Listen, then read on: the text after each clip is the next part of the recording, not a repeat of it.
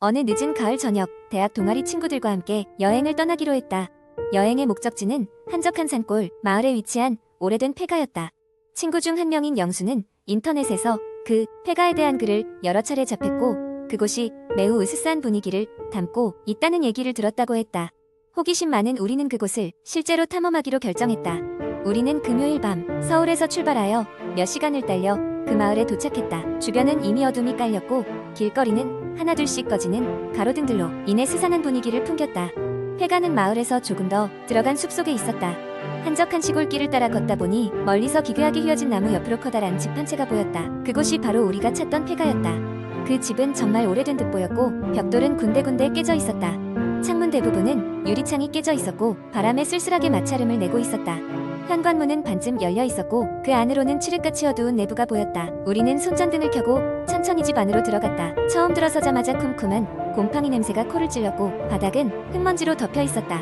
오래된 나무 바닥은 우리의 발소리와 함께 귀곡성을 내며 삐걱거렸다. 왠지 모르게 차가운 기운이 몸을 감쌌고 우리는 서로 말을 아끼며 주변을 둘러보기 시작했다. 1층에는 여러 개의 방이 있었지만 대부분은 비워져 있거나 낡은 가구들이 이곳저곳에 쓰러져 있었다. 부엌으로 보이는 공간은 원래의 형체를 알아볼 수 없을 정도로 망가져 있었다. 영수는 유명한 인터넷 커뮤니티에서 이 집 2층에 뭔가 특별한 것이 있다고 들었다며 용기를 내어 계단을 오르자고 했다.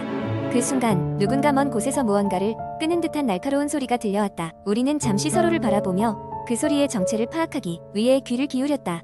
소리는 점점 명확해졌고 그것은 마치 누군가가 날카로운 물체를 나무에 긋는 소리처럼 느껴졌다. 머릿속은 혼란스러웠지만 우리는 더 이상 되돌아갈 수 없었다. 마치 무언가에 홀린 듯 우리는 소리가 나는 방향으로 발길을 옮겼다. 2층에 도착하자 우리는 첫 번째 방문을 열고 안으로 들어갔다. 방 안은 어두웠지만 창문으로 들어오는 달빛 덕분에 희미하게나마 내부를 볼 수 있었다. 그런데 방의 한편에 무엇인가가 던져져 있는 것이 보였다. 그것은 녹슨 금속으로 만들어진 작은 함이었다. 호기심에 사로잡힌 우리는 그 함을 천천히 열었고 안에는 오래된 일기장이 들어있었다. 일기장의 첫 페이지에는 이 집을 찾게 된 당신에게라는 짧은 메모가 적혀 있었다. 그리고 그 아래에는 우리가 알지 못하는 오래된 한자와 상징들이 빼곡히 적혀 있었다.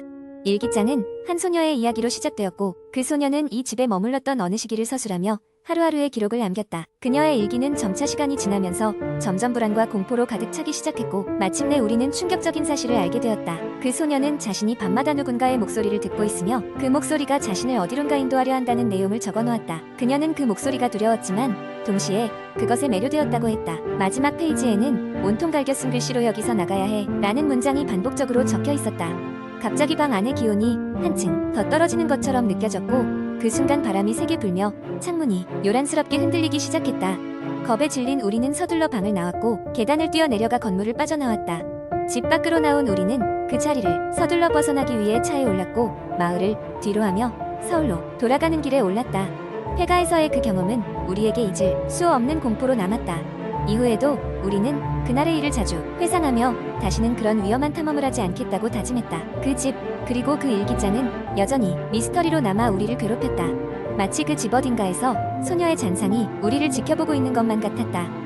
그 후로 오랜 시간이 흘렀지만 그날의 공포는 아직도 생생하게 남아 우리를 가끔씩 불안하게 만들곤 한다. 누구도 그 집이 왜 그런 소문이 돌게 되었는지 그 소녀에게 무슨 일이 있었는지 알지 못하지만 사실 그 자체가 우리를 더 오싹하게 만드는지도 모른다. 두 번째 이야기. 옛날 옛적 한국의 한 작은 시골 마을에 민속신앙이 깊게 뿌리내린 곳이 있었다. 마을 사람들은 조상 대대로 내려온 이야기들을 매우 신봉하며 살았고 특히 밤이 되면 산속 깊은 곳에는 절대 가지 않는다는 금기가 있었다. 이 마을에는 오랜 전설이 하나 전해져 내려오고 있었다. 전설에 따르면 산속에는 바람귀신이라는 존재가 살고 있었는데 이 귀신은 사람의 목소리를 흉내내며 사람들을 홀린다고 전해졌다. 만약 밤에 산 속에서 누군가 자신을 부르는 소리를 듣더라도 절대로 대답하거나 그 소리에 따라가면 안 된다는 것이 이 마을의 불문율이었다. 깨어진 불문율은 그 사람뿐만 아니라 마을 전체의 불행을 불러온다고 했다. 그런데 어느 봄밤 이 전설을 무시했던 서울에서 온 젊은 남자 준호가 있었다.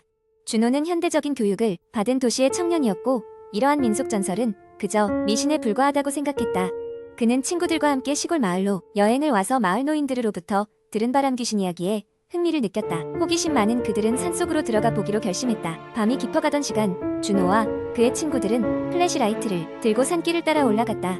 그들은 조심스럽게 숲 속으로 발걸음을 옮겼고 주위를 둘러보면서도 계속해서 이야기를 하며 겁을 내지 않으려 애썼다. 그리고 그때 멀리서 누군가 부르는 듯한 희미한 소리가 들려왔다.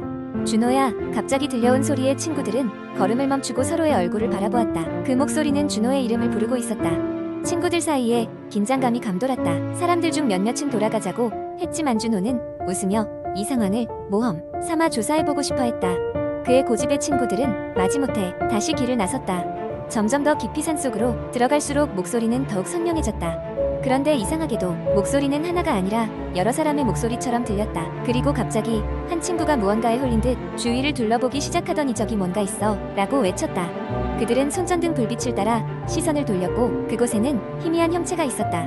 사람의 형상이었으나 어떤 실체도 느껴지지 않는 이상한 그림자였다. 그림자는 기괴한 속삭임으로 그들을 유혹하기 시작했다. 여기 와, 더 가까이. 겁에 질린 친구들은 준호를 끌고 되돌아가려 했지만 준호는 계속해서 전진했다. 그의 발걸음은 무언가에 이끌리는 듯 멈출 수가 없었다. 친구들은 그를 잡아 끌었지만 이상한 힘이 그들을 방해하고 있었다. 결국 준호는 그림자의 유혹에 끌려가고 말았다. 그 후로 준호는 마을에서 모습을 드러내지 않았다. 같이 갔던 친구들은 충격에 빠져 정신을 못 차렸고 마을 사람들은 바람 귀신의 저주가 내려진 것이라며 두려움에 떨었다. 마을의 장로들은 더 많은 불운을 막기 위해 산속에 제단을 쌓고 매년 정해진 날에 제사를 올리기 시작했다. 이 이야기는 마을을 넘어서 인터넷에서도 퍼져나갔다. 많은 사람이 이 전설을 들으며 혹시라도 자신이 경험하게 될지 모를 끔찍한 일에 대해 두려워하고 있다. 준호의 실종은 미스터리로 남았으며 그 나라에서는 종종 사람들이 자신을 부르는 소리를 들었지만 그 소리가 절대 따라가서는 안 된다는 교훈으로 자리 잡았다. 이 이야기를 들은 당신도 혹시 밤길을 걷다가 누군가 당신을 부르는 소리를 듣게 된다면 제발 조심하고 주위를 둘러보며 귀를 기울이지 말기를 바란다. 세 번째 이야기. 나는 항상 도시에서 자랐다. 서울의 북적거림과 끊임없는 사람들의 움직임이 당연하다고 여길 정도로 익숙했다. 그러던 어느 날 아버지로부터 한 통의 전화를 받았다. 이번 여름에는 고향에 가보는 게 어떻겠니? 아버지는 내가 태어나기도 전에 고향을 떠나셨기에 그곳에 대한 기억은 전혀 없었다. 아버지의 권유에 심드렁했지만 휴가를 어떻게 보낼까 고민하던 차에 마침 잘 됐다고 생각하고 고향으로 향했다. 고향은 서울에서 멀리 떨어진 작은 산골 마을이었다. 몇 번의 환승 끝에 마을 입구에 서자 고풍스러운 돌계단과 울창한 나무들이 길게 늘어선 모습이 나를 반겼다. 깊고 조용한 자연의 분위기가 도시의 삭막함을 씻어주는 듯했다. 하지만 그와 동시에 이상한 기분이 들었다. 마을은 너무나도 조용했다. 적막한 분위기 속에 문득 오싹한 기운이 등 뒤를 스쳐 지나갔다. 마침내 내가 머물 집에 도착했을 때 허름하면서도 웅장한 옛집이네 시야에 들어왔다. 아버지의 어린 시절 추억이 깃든 곳이라고 했지만 왠지 낯선 느낌이 들었다. 집의 천장은 높고 구불구불한 복도는 끝이 보이지 않을 만큼 길었다. 집안 곳곳에는 먼지가 쌓여 있었고 오래된 가구들이 자리 잡고 있었다. 그 중에서도 유독 눈에 띄던 것은 벽난로 위에 걸린 가족 초상화였다. 익숙한 듯한 아버지의 얼굴과 모르는 여성의 얼굴, 그리고 아직 어렸던 소년의 얼굴이 그려져 있었다. 동시에 알 수 없는 소름이 온몸을 휘감았다. 어째서 이런 느낌이 드는 걸까? 그날 밤 잠자리에 들었지만 쉽게 잠들 수 없었다. 찝찝한 기운이 감돌았다. 그리고 새벽 2시쯤 현관 근처에서 작은 발소리가 들리기 시작했다. 이른바 똑똑 소리가 너무나 규칙적이고 느리게 반복되었다. 겁에 질린 나는 문을 확인하러 나가려고 했지만 이상하게도 몸이 움직이지 않았다. 대신 눈을 질끈 감고 아침이 되기만을 기다렸다. 다음 날 마을 사람 몇몇이 나를 환영하러 찾아왔다. 옛 친구들이겠거니 생각하며 인사를 주고받았지만 그들의 대화 속에는 어떤 불길함이 섞여 있었다. 문득 한 할머니가 여기서는 밤에 절대 문을 열면 안 된다네라고 속삭였다. 왜인지는 설명하지 않았지만 그 말은 어제의 일이 그냥 우연이 아니었음을 암시했다. 며칠이 지나고 나는 마을 곳곳을 돌아다니며 시간을 보냈다. 그때마다 오래된 마을의 숨결이 느껴졌고 나름대로의 평온함을 찾으려 했다. 그러나 밤이 되면 어김없이 그 발소리가 들렸다. 어쩌면 익숙해진 탓에 이젠 두렵지는 않았다. 그러던 어느 날 밤 호기심을 이기지 못하고 나는 조심스럽게 방문을 열고 발소리를 따라갔다. 발소리는 가족 초상화가 걸린 복도 끝에서 멈췄다. 잠시 숨을 참으며 그림 앞에 서자 그림 속 소년의 눈이 나를 따라 움직였다는 착각이 들었다. 착각이라 생각했지만 이내 그림 속 소년이 입가에 작은 미소를 짓는 듯했다. 떨리는 손으로 그림을 만지자 그림의 일부가 열리며 비밀 통로가 드러났다. 호기심과 두려움이 뒤섞인 가운데 나는 그 통로를 따라갔다. 통로 끝에는 작은 방이 있었고 그 안엔 오래된 일기장이 놓여 있었다. 일기장은 아버지가 이 마을을 떠나기 전까지의 기록을 담고 있었다. 페이지를 넘길수록 마을 사람들의 대한의문과 소름 끼치는 사건들이 적혀 있었고 마지막 페이지에는 이렇게 쓰여 있었다. 이곳에 다시 발을 들여 놓을 생각을 말아야 한다. 하지만 그 아이가 이끄는 날이 오면 운명을 피하지 못할 것이다. 그 후 나는 그 방을 나와 아침이 올 때까지 잠을 이루지 못했다. 이틀 뒤 나는 급하게 마을을 떠났다. 서울로 돌아온 후에도 한동안 고향에서의 경험은 머릿속을 떠나지 않았다. 아버지에게는 이 일을 언급하지 않았지만 무언가 느꼈다는 듯 그저 씁쓸한 미소만 지으셨다. 이제 와서 돌이켜보면 그 여름은 나와 우리 가족의 깊이 묻혀있던 비밀을 건드렸던 시간이었다. 여전히 그곳에는 설명할 수 없는 무언가가 존재할지도 모른다. 하지만 다시 돌아갈 생각은 없다. 마을과 그 집이 여전히 같은 자리에 있더라도 말이다. 그리고 혹시라도 그곳을 찾게 된다면 밤에는 문을 꼭 닫아두길 바란다.